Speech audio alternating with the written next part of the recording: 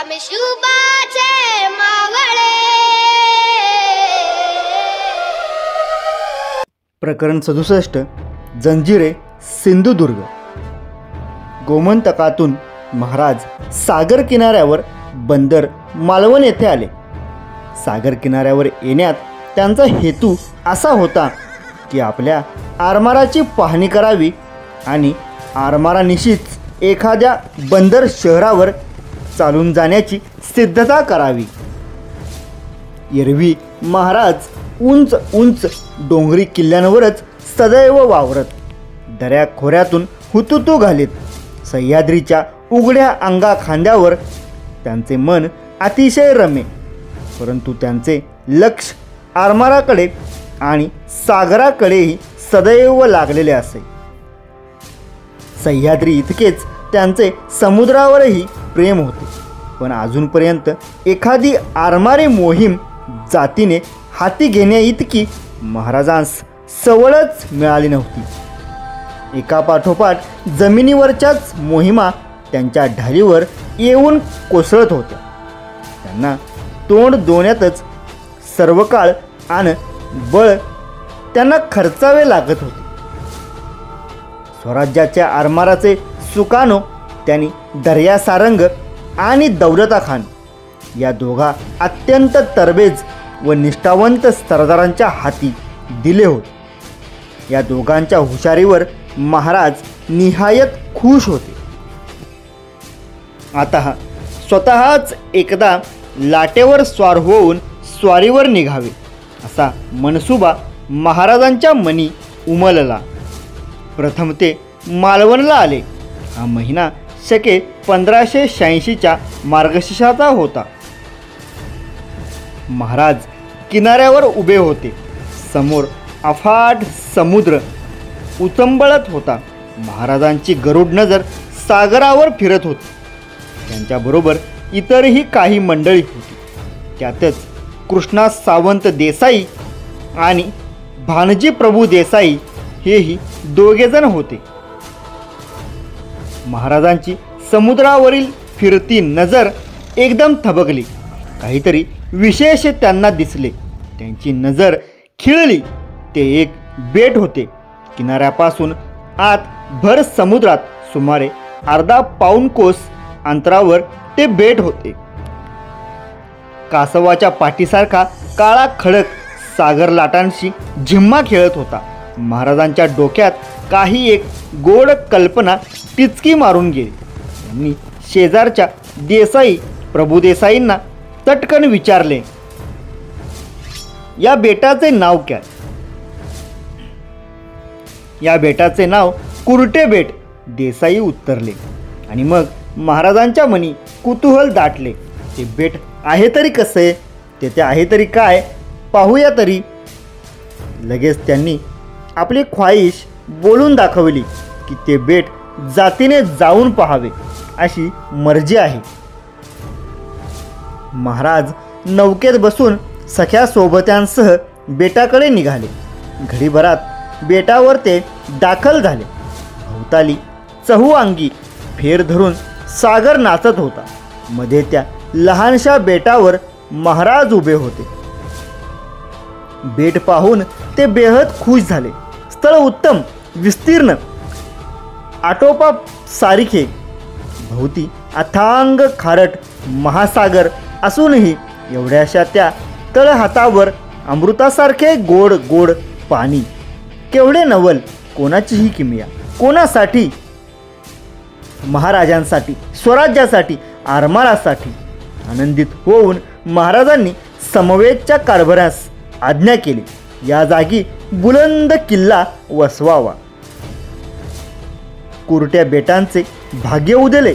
शतकानुशतके केवळ मस्तक पृष्ठभागावर ठेवून महासागरात उभ्याने तपश्चर्या करणाऱ्या कुरट्या बेटाची तपसाधना आज फळास आली। महाराजांचा पदस्पर्श झाला। जीवन उजळून निघाले। पाषाण होऊन पडलेल्या उपेक्षित अहलेला राजा रामरायाचा पदस्पर्श झाल्यावर तिची जशी भाग्यरेखा उजळली, एकदम आनंदाची स्वर्गंगा धो धो बरसू लागली. काळ्या ठिक्कर जीवनाला सुवर्ण कळा आली. अगदी तसेच हे कुरट्या बेटाला राजा शिवरायाचा पदस्पर्श झाला आणि शिवगंगेचा पहिला शिडकाव झाला. या जागी बुलंद किल्ला बांधून वसवावा या अमृतवाणीने. वाद्ये वाजू लागली. तारवे तराफे होड्यातून कुरट्या बेटावर वऱ्हाड जमले. किल्ल्याचा पाया घालण्यासाठी महाराज जातीने आले. पूजेचे साहित्य सिद्ध केले होते. पहिला चिरा तयार होता. महाराजांचे खास पंडितराव व उपाध्ये त्यांच्याबरोबर होते. परंतु त्यांच्या मनात विचार आला की या स्थळी मुहूर्ताचा चिरा बसविण्यासाठी याच ठिकाणचा उपाध्याय पूजा मंत्र सांगावयास हवा. म्हणून महाराज बोलले की पेस्तर पूर्ण प्रांत हस्तगत करणे आहे. हे कृत्य होतच आहे. एशियास गावीचा उपाध्याय असावा. महाराजांच्या आज्ञेप्रमाणे आधीच मालवणच्या वेदशास्त्र संपन्न जानभट अभ्यंकर व त्यांचेच भाचे वेदमूर्ती राजश्री दांदभट्ट बिन पिलंभट्ट उपाध्ये यास आणावयास माणसे रवाना केली होती. परंतु उभयता भटजी येईनात. घाबरू लागले का? त्यांना भय वाटू लागले की जर बादशहाचे उद्या या प्रांती सरदार सुभेदार पुन्हा आले तर शिवाजीला याच बामणांनी किल्ला बांधायला मंत्र सांगून मदत केली असा आरोप ठेवून पकडतील, मारतील, घर बुडवितील, बाटवतीलही. मग कोण वाचवावयास येईल? शिवाजी राजा फार चांगला आहे हे खरे आहे, परंतु अजून राज्य लहान आहे. इथे मालवणच्या दक्षिणेला कितीतरी बादशाही ठाणी अजूनही आहेत. मालवण तर कसेबसे स्वराज्याच्या सरहद्दीवरच आहे. इथे जीविताची शाश्वती काय असे भय पोटी धरून भटजींनी महाराजांच्या समारंभाचे पौरोहित्य करण्यासाठी येण्याचे नाकारले. महाराजांस हे समजले. भटजी भय खातात. महाराज फार थोर विवेकी या गोष्टीने चमकले आणि उमगलेही. भटजी भय खातात ते स्वाभाविकच. सर्वसामान्य जनता अशीच असते. मोठे धारिष्ठाचे, अभिमानाचे आणि वीरश्रीचे विचार आणि ध्येयवाद तिला एकदम पेलवत नाहीत.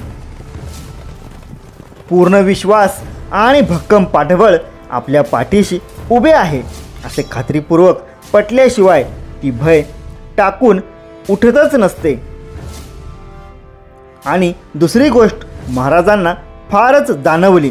सरहद्दीवर पण स्वराज्यात असलेली सामान्य जनता अजून बादशाला भीत आहे. हे योग्यच नव्हे. स्वराज्य दुबळे आहे हाच याचा अर्थ. सरहद्दीवरील आमच्या प्रजाजनांचे संसार निर्भय, निधड्या स्वाभिमानाने आणि निर्धास्त स्वच्छंद आनंदाने चालले पाहिजेत. काय म्हणून भय बाळगावे हद्दीपलीकडील शत्रूचे त्यांनी? ज्या राज्याच्या सरहद्दीवरील लोकांचे जिने असे लपत छपत भीत शत्रूच्या सासुरवासात चालते, त्या राज्याचे राज्यकर्ते दुबळे, नादान, भेकड, शंड आहेत म्हणून समजावे. प्रजेच्या अंतःकरणात आत्मविश्वास आणि ताठ मानेचा निधड्या स्वाभिमान निर्माण झाला पाहिजे. होत नसेल तर त्या राज्याचे आयुष्य धोक्यात आहे म्हणून समजावे. आमच्या स्वराज्याच्या सरहद्दीवरील माणसेच काय, पण जनावरेही आनंदाने निर्धास्त असायला हवीत. सरहद्दीच्या अगदी रेषेवर उगवलेले गवत अगदी निर्भय मनाने तेथपर्यंत जाऊन आमच्या स्वराज्यातील लहानशी वासरेही खाऊ शकली पाहिजेत. महाराजांनी स्वराज्याची सरहद्द आणि किनारा बळकट करण्यासाठीच तर हा नवा जलदुर्ग बांधायचा निश्चय केला होता. पण हा त्यांचा महान उपक्रम लोकांच्या कानामनापर्यंत पोहोचलेला नव्हता. आपल्याच संरक्षणासाठी, कल्याणासाठी राज्यकर्ते किती झटत आहेत हेही प्रजेला समजलेच पाहिजे. त्याशिवाय प्रजेत राज्यकर्त्यांबद्दलचा विश्वास वाढत नाही. म्हणून महाराजांनी त्या भटजींकडे निमंत्रणासाठी माणसे पाठविली व नुसत्या निमंत्रणावर जर भटजी येत नसतील तर त्यांना धरून आणण्यास फरमावले. आणि खरोखरच शेवटी दोघा भटजींना महाराजांपुढे धरून आणून दाखल करण्यात आले. महाराजांनी दोघाही वेदोनारायणांचा आदर केला व उभयत जानभट्ट दादभट्टास विनंतीपूर्वक नम्रपणे म्हटले, तुम्ही ब्राह्मण या जागी सुखरूप राहणे, काही शंका मनामध्ये न धरणे. प्रांत मजकूर हस्तगत झालाच आहे. काही किंचित आदलशाही कुडाळापासून मामले फोडण्यापर्यंत ठाणी आहेत. ती दहशत खाऊन जातील. राज्य प्रबळ होत आहे. चिंता न करणे. महाराजांनी त्यांना अभय बोलून दाखविले. तो दिवस भाग्याचा. श्रीनरूप शालिवाहन शके 1586 मार्गशीर्ष वद्य द्वितीया दिनांक 25 नोव्हेंबर 1664 हा तो दिवस. वाद्ये वाजत होती. पूजा साहित्य तयार होते. स्वराज्याचे सखे सवंगडी महाराजांभोवती बेटावर उभे होते. धर्मराजाचे थोर मनोगत जाणून उभयता वेदमूर्तींनी वेद मंत्र घोषास प्रारंभ केला. महाराज स्वतः भूमिपूजनास बसले. संकल्प सोडला. स्वराज्याच्या नव्या जलदुर्गाचा पहिला चिरा वेदांच्या आणि वाद्यांच्या घोषात महाराजांनी बसविला. एकच आनंद उसळला. सागरही थै थै नाचत होता. महाराजांनी या नव्या जलदुर्गाचे नाव ठरविले सिंधुदुर्ग. जानभट्ट व दांडभट्ट या उभयतांस दक्षिणा दिल्या आणि नव्या जलदुर्गाचे उपाध्यायत्व कायमचे त्यांना दिले. बेटावर पाथरवट, गवंडी, लोहार कामासाठी वगैरे कामगारांचा तळ पडला. शिसे वितळू लागले. शिसे ते हो कशाकरिता? अहो त्याचे असे आहे की किल्ल्याचे पायात जो ते हनुमंतांच्या वज्रदेहासारखे दणकट बळकट हवे ना, मग ते चुन्यात बांधून कसे भागेल. म्हणून शिसे उकळून त्याच्या रसरशीत रसात पायाचे चिरे बसवायचे. म्हणजे मग त्याच्यापुढे कोणाचेही बळ चालत नाही. सिंधुदुर्गाची घडण सुरू झाली. स्वराज्याच्या दर्या भवानीसाठी नवा अलंकार घडू लागला. पखलांनी पैसा ओतून हा जंजिरा बांधावा लागणार होता. महाराजांनी सुरत लुटून कशाकरिता आणली होती? स्वतःच्या उपभोगाकरिता? नाही नाही, अशक्य. शिवाजीराजा असा नव्हता. जिंकून आणलेले, जमिनीत गवसलेले, तोरण्यासारख्या गडकोटात सापडलेले आणि कर वसुलीतून जमा झालेले धन स्वराज्यासाठी, प्रजारक्षणासाठी, दानधर्मासाठी, राजसेवकांचे गोड कौतुक करण्यासाठी वापरायचे हा शिवाजी राजाचा धर्म होता. महाराज सिंधुदुर्गाचे बांधकाम मार्गी लावून निघाले. पुढचे मनसुबे आखून तयार होते. आदिलशाही हद्दीत त्यांनी एकदम मुसंडी मारली.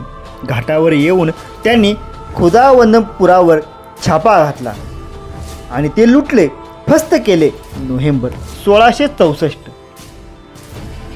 खुदावंदपुरानंतर महाराज शाही अंमलातील कर्नाटकात घुसले. यावेळी त्यांच्याबरोबर 3000 स्वार होते. त्यांनी अकस्मात हुबळीवर झडप घातली. हुबळी हे एक मोठे श्रीमंत शहर होते. इंग्रजांना मिरी निर्यात करावयास हुबळीशीच व्यवहार करावा लागे. महाराजांनी हुबळीही लुटून साफ केली. तेथील काही लोकांना त्यांनी कैदी करूनही नेले. डिसेंबर प्रारंभ इसवी सन 1664.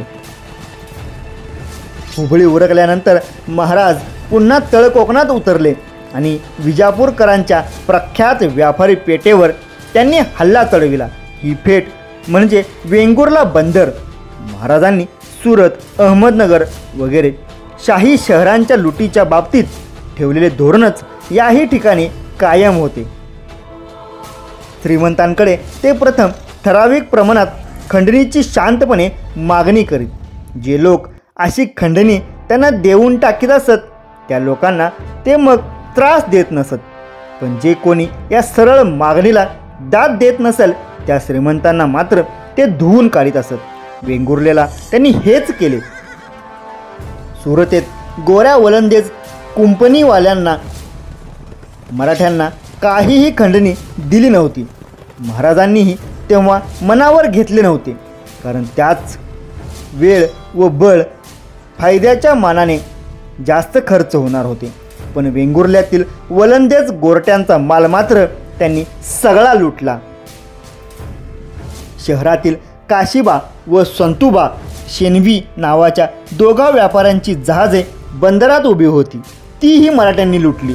डचांनी म्हणजेच वलंदेजांनी आपल्या वखारीचे महाराजांपासून संरक्षण व्हावे म्हणून फक्त 9 वलंदेजी व 9 इतर शिपाई ठेवले होते. शहरातील काही अरब व्यापारी, थोडे ख्रिस्ती, इतर काही रहिवासी व वरील 18 शिपाई मिळून सर्वांनी शिवाजीला तोंड देण्याची वेंगुर्ल्यात प्रचंड सिद्धता केली होती. पण महाराजांच्या झंझावातापुढे या पाचोळ्यांचे काय झाले ते सांगायला हवे का? वेंगुर्ल्याची साफसफाई व्यवस्थित पार पडली. डिसेंबर 1664 अपार दौलत मिळाली. महाराजांच्या या एकूण धुमाकुळाचा केवढा परिणाम झाला म्हणून सांगावा. बादशाही मुलकातील ठाणी, पेठा, पेढ्या, वखारी वगैरे ठिकाणी भयंकर घबराट उडाली. आपला रक्षणकर्ता कोणीही नाही हे ते लोक समजून चुकले. बादशाह आपल्याला वाचवू शकत नाही आणि शिवाजीला जिंकू शकत नाही हीच गोष्ट बोलली जाऊ लागली. सर्वत्र ज्याच्या त्याच्या तोंडी एकच चर्चेचा विषय होऊन बसला, शिवाजी शिवाजी. महाराजांबद्दल इंग्रज लोक व बादशाही मुलकातील लोक काय बोलत आणि समजत होते हे फार पाहण्यासारखे होते.